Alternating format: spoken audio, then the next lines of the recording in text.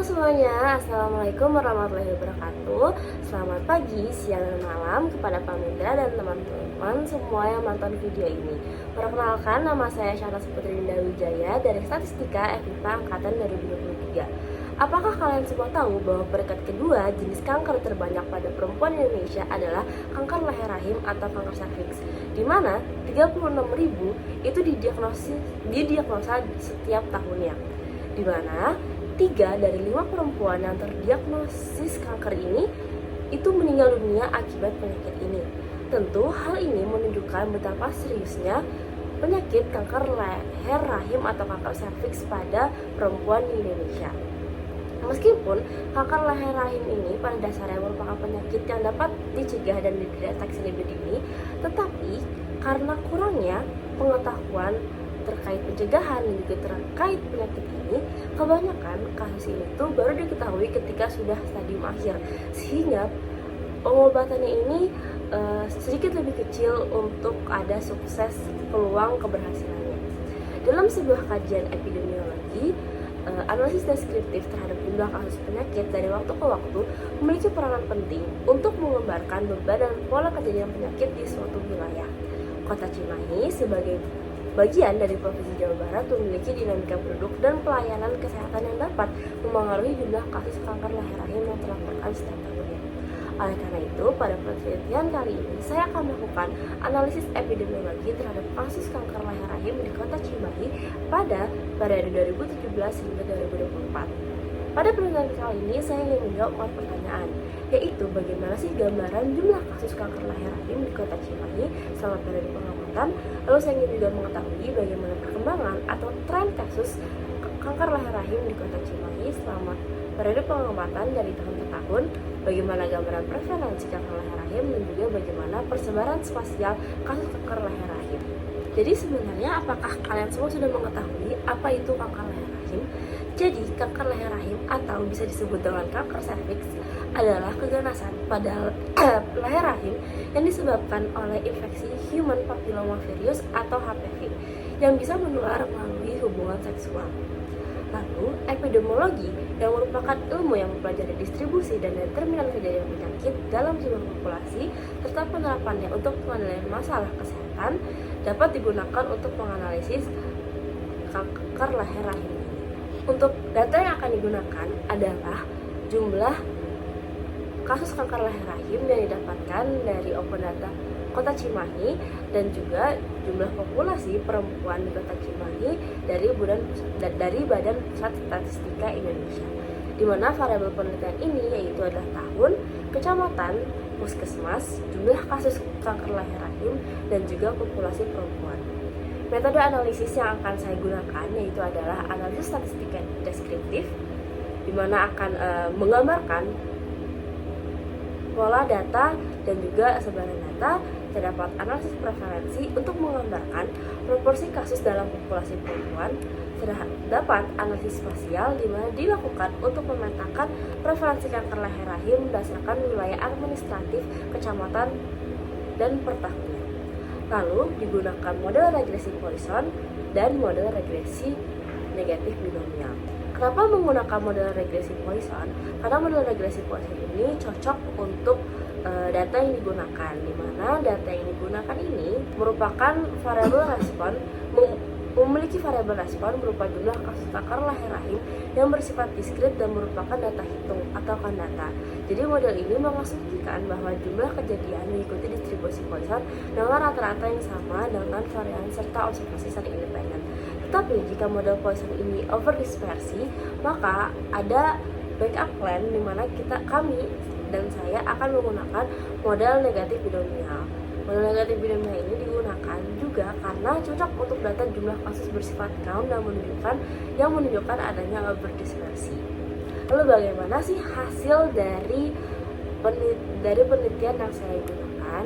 Selama periode pengamatan dari tahun 2017 hingga 2024 tercatat 57 kasus kanker leher rahim di Kota Cimahi, dan jumlah kasus ini memiliki variasi antar tahun dengan kecenderungan penurunan setelah tahun 2017 dan fluktuasi pada tahun-tahun berikutnya, di mana dapat dilihat dari analisis statistik deskriptif yang dilakukan, yang dapat dilihat di layar bahwa rata-rata jumlah kasus tertinggi terjadi pada tahun 2017 dengan nilai min sebesar 2,33 kasus, diikuti oleh standar deviasi yang relatif besar yaitu 2,83. Hal ini menunjukkan ada ketimpangan distribusi kasus antar wilayah pada tahun tersebut. Pada tahun-tahun selanjutnya, nilai median yang konsisten sebesar 0 mengindikasikan bahwa sebagian besar wilayah tidak melaporkan kasus kanker leher rahim atau kasus kanker serviks. Sementara, kasus terkonsentrasi pada wilayah tertentu. Penurunan nilai min pada periode 2020 sehingga 2021 kemungkinan berkaitan dengan gangguan pelayanan kesehatan dan pencatatan kasus pada masa pandemi COVID-19. Lalu terdapat gambaran distribusi jumlah kasus per tahun, di mana dapat dilihat di bar chart tersebut bahwa jumlah kasus tertinggi itu ada pada tahun 2017. Dan juga terdapat penurunan cukup signifikan pada tahun 2018 dan cenderung lebih rendah pada tahun-tahun berikutnya. Pada periode 2019 hingga 2024, jumlah kasus relatif stabil dan sedikit fluktuasi meskipun terdapat peningkatan kembali pada tahun 2024. Dan pada bahwa tahun 2017, yaitu tahun dengan kasus tertinggi, menunjukkan bahwa jumlah kasus kanker leher rahim di Kota Cimahi ini memiliki sebaran yang cukup lebar dengan median berada pada nilai yang relatif rendah. Namun terdapat beberapa nilai ekstrim di bagian atas.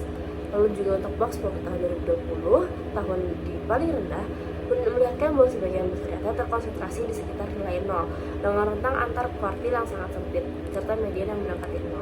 Untuk distribusi prevalensi per kecamatan dapat dilihat pada layar, di mana distribusi kasus dan prevalensi menunjukkan adanya variasi antar kecamatan. Beberapa kecamatan memiliki jumlah kasus dan prevalensi yang relatif lebih tinggi dibandingkan wilayah lainnya, yang mengindikasikan adanya perbedaan beban penyakit secara geografis di Kota Cimahi. Jika gambaran prevalensi per tahunnya, dapat dilihat bahwa prevalensi tertinggi itu pada tahun 2017 mengikuti jumlah kasus kanker leher rahim atau kanker serviks, yang menunjukkan bahwa beban kasus kanker leher rahim itu memang paling tinggi dan paling besar di tahun 2017 dan terjadi penurunan tajam di tahun 2018. Pola ini mengindikasikan bahwa setelah puncak kasus pada tahun 2017, prevalensi kanker leher rahim di Kota Cimahi cenderung menurun dan terkendali pada tahun-tahun selanjutnya. Prevalensi tertinggi pada tahun 2017 menunjukkan bahwa beban penyakit itu relatif besar pada awal periode pengamatan. Melakukan variasi yang tinggi di lebih dari 100%, yaitu 127,45%, mengindikasikan fluktuasi prevalensi yang cukup besar antar tahun yang dapat dipengaruhi oleh variasi jumlah kasus, perubahan populasi perempuan, serta faktor pencatatan dan pelaporan kasus. Dapat dilihat juga dari analisis trennya, itu terdapat penurunan dari tahun ke tahun dari jumlah kasus maupun dari prevalensi. Lalu terdapat peta spasial prevalensi, di mana peta ini menunjukkan adanya variasi beban penyakit antar kecamatan. Nah, prevalensi tertinggi secara konsisten itu di Kecamatan Cimahi Selatan. Dapat dilihat dari peta ini, dia warnanya selalu yang paling gelap di antara yang lainnya, sedangkan yang lain ini bisa dilihat itu cukup muda.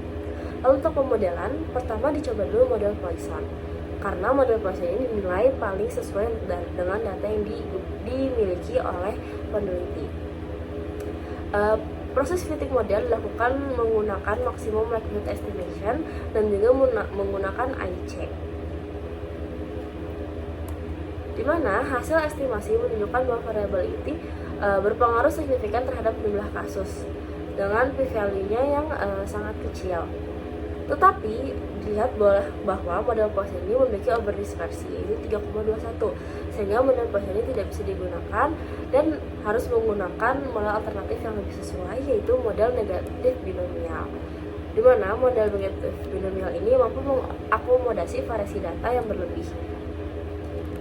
Hasil dari model negatif binomial ini adalah variabel waktu atau tahun ini berpengaruh signifikan terhadap jumlah kasus, yang mengindikasikan adanya perubahan jumlah kasus dari tahun ke tahun sesuai dengan tren dan juga gambaran yang sudah dilakukan di awal. Sementara itu, variabel kecamatan tidak menunjukkan pengaruh signifikan secara statistik, sehingga perbedaan jumlah kasus antara kecamatan relatif tidak bermakna setelah mengontrol faktor waktu. Model ini memberikan kecocokan yang lebih baik terhadap data dibandingkan model Poisson, sehingga estimasi yang diperoleh lebih reliable. Jadi, kesimpulan yang didapatkan untuk interpretasinya Periode pengamatan ini dari tahun 2017 hingga 2024 dengan total kasus 57 kasus dan rata-rata prevalensi 2,53 per 100.000 perempuan dan kecamatan dengan prevalensi tertinggi yaitu Cimahi Selatan. Untuk analisis tren tahun dengan prevalensi tertinggi ada di tahun 2017 dan tahun dengan prevalensi terendah di tahun 2020 dengan tren prevalensi ini secara umum menurun. Untuk hasil pemodelan, model terbaik menggunakan negatif binomial dengan IQ-nya 186,83. Penggunaan model negatif binomial ini memungkinkan analisis yang lebih reliabel dalam mengidentifikasi pola temporal dan perbedaan jumlah kasus antar wilayah. Model ini memberikan dasar statistik yang kuat dalam mengevaluasi dinamika kasus kanker lahir rahim serta mendukung perumusan kebijakan berbasis data, khususnya dalam perencanaan program pencegahan dan deteksi tingkat ini. Kesimpulannya adalah kasus dan prevalensi kanker lahir rahim ini memiliki tren yang cukup menurun dari tahun ke tahun dengan tahun 2017 sebagai tahun dengan jumlah kasus dan prevalensi tertinggi.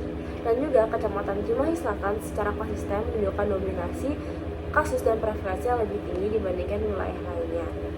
Selain analisis deskriptif, penelitian ini juga menerapkan model regresi binomial negatif untuk menganalisis pola jumlah kasus kanker lahir rahim sebagai data bertipe count. Hasil ini menunjukkan bahwa jumlah kasus memiliki kecenderungan perubahan yang signifikan secara temporal dengan arah koefisien sejalan dengan tren penurunan.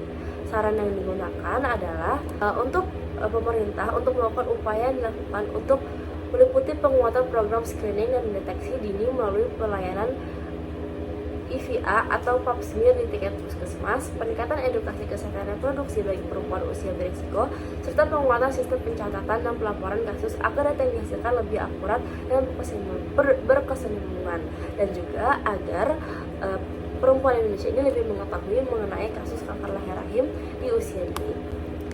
Hasil akhir dari penelitian ini, saya menghasilkan dashboard analisis yang bisa dilihat di layar, di mana ada tab home, tab data, tab statistik deskriptif, tab ukuran epidemiologi, tab analisis dan visual, tab peta distribusi, dan juga tab interpretasi dan rekomendasi. Di mana tab home ini Anda dapat mengetahui hal yang dapat ditemukan di dashboard dan data apa yang akan digunakan untuk analisis ini. Lalu Anda sendiri juga dapat mengakses data yang akan digunakan dan juga dapat di search tahun atau data yang ingin digunakan. Lalu terdapat tab statistik deskriptif, di mana halaman ini berfokus pada ringkasan statistik deskriptif, yaitu min, median, simpangan deviasi, data paling kecil, dan data paling maksimal. Lalu juga terdapat visualisasi jumlah kasus per tahun yang dapat dilihat dari histogram maupun dengan box plot. Dan Anda juga dapat mengunduh plot ini sebagai PNG. Lalu terdapat halaman ukuran epidemiologi, di mana ini ada menunjukkan hasil dari analisis ukuran epidemiologi. Terdapat total kasus, rata-rata prevalensi tertinggi, kecamatan dengan prevalensi, dan juga tahun dengan prevalensi tertinggi maupun terendah. Dan juga terdapat detail prevalensi per kecamatan dan per tahunnya. Seperti di sini ada Cimahi Selatan pada tahun 2017 dengan populasi perempuan 119.354 dengan total kasus 15 itu prevalensinya 0,013, dan ini dapat dilihat per detail per tahun dan per kecamatannya. Lalu untuk halaman analisis dan visual, teman-teman dapat melihat total kasus. Di sini ada yang di highlight adalah hasil highlight dari analisis ini. Terdapat total kasus, rata-rata prevalensi, tahun kasus tertinggi, tahun kasus terendah, dan kecamatan dengan prevalensi atau kasus tertinggi, di mana ada visualisasi dengan bar chart, lalu ada dengan distribusi untuk jumlah kasus, prevalensi sesuai tahun maupun sesuai kecamatan. Lalu untuk tren juga dapat dilihat di sini, ada tren per tahun dan tren prevalensi per tahunnya, ada tren jumlah kasus per tahun dan tren prevalensi per tahunnya. Dan di sini terdapat hasil pemodelan Poisson juga, terdapat perbandingan jumlah kasus aktual, dan juga terdapat pemodelan negatif binomial, di mana sini sudah ada penjelasannya yang lengkap juga, sehingga sudah ada interpretasi, koefisien, dan juga perbandingan diagramnya. Lalu terdapat peta distribusi, di mana di sini dapat dilihat peta distribusi dari Kota Cimahi. Dapat dilihat di sini yang paling gelap itu berarti prevalensinya itu adalah paling banyak, itu paling tinggi, di mana Cimahi Selatan ini paling gelap. Dapat dilihat juga peta spasial dari per tahun 2017 hingga 2024 dan memiliki warna dari biru hingga ungu. Dan juga ada hasil interpretasi dan rekomendasi sesuai dengan seperti yang sudah saya sebutkan tadi, dengan kesimpulan, saran, dan juga rekomendasi.